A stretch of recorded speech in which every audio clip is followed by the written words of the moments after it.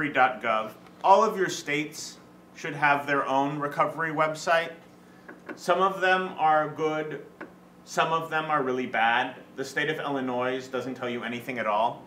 When I called a watchdog organization when I was like looking for information about how Illinois was spending their recovery money, he said, our governor from two times ago is in prison, our most recent governor is impeached, and you're surprised that our website is bad.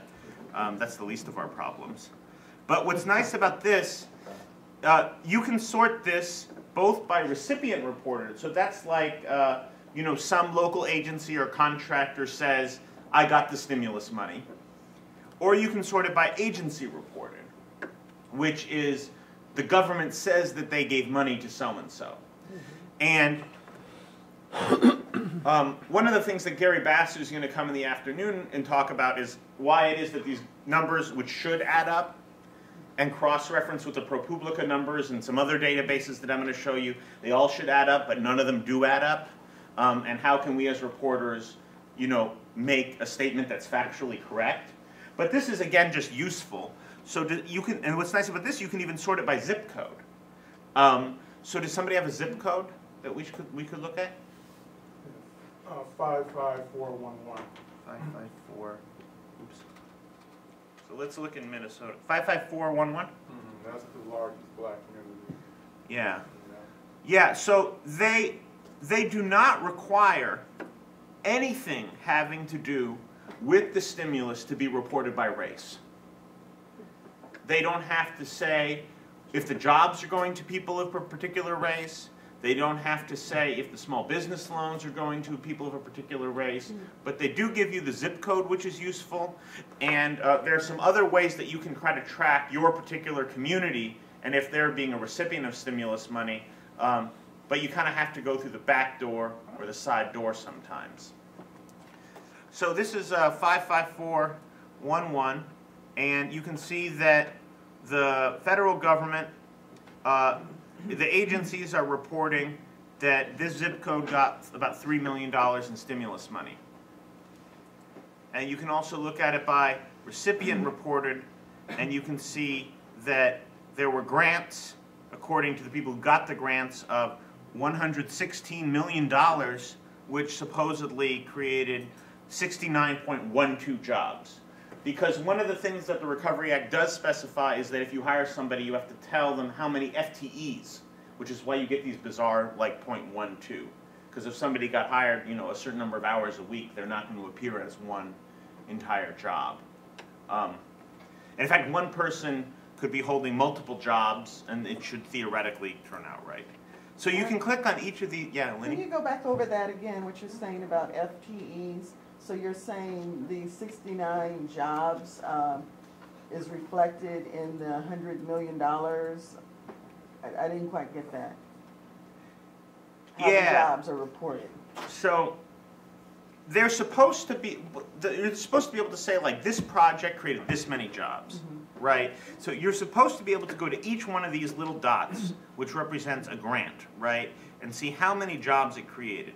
So you can click on this dot right here, which it tells you the Boys and Girls Club got $42,500, okay? And it created 0 jobs. And then you can click for more information. They just tell you about it, right? And then they say the goal is to create jobs, and the Boys and Girls Club has 500 youth, and they want to promote economic recovery through the creation and retention of more than 800 club-level employment opportunities. So they haven't created any jobs yet with this, but they aspire to do it. So the blue dots are going to be grants. The green dots are going to be contracts. So the trucking company got a $46,000 contract. They give you the contract number, the date that it was created, you know, other useful information. Mayor? Yeah. When we were reading it, though, as a reporter, would we say that according to this the recovery website, that $116 million in grants produced 69 full-time equivalent jobs? Is that you have to, I don't find this number to be very useful at all, the jobs number as a reporter.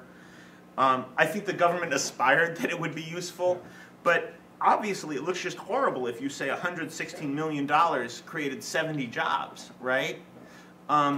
So they don't know how, I don't think that they have a good counting mechanism. And, the government reported a few weeks ago that all of the stimulus money they spent so far had created like 650,000 jobs, and then like organizations like Associated Press like went through each project and they found some projects claimed to create like 300 jobs, but actually they only created 200 jobs, and they tried to watchdog it.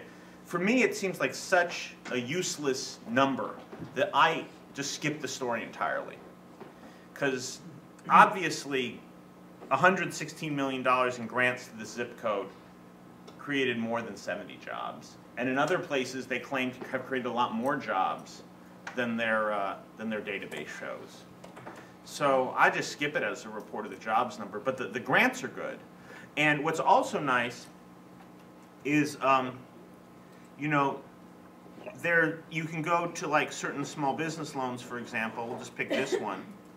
The pink ones are the small business loans. So Master Switch IT LLC. Excuse me, Aaron. Yeah. If I can go back to the Yeah. question.